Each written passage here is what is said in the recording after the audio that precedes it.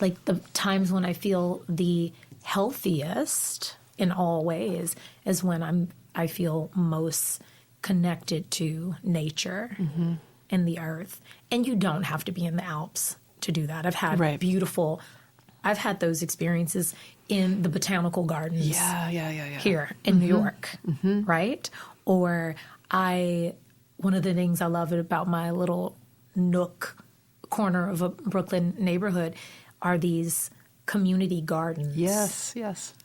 I'm like, what a beautiful thing that are open where strangers can just come and be together. And here's this nature in a concrete jungle, right? I love that.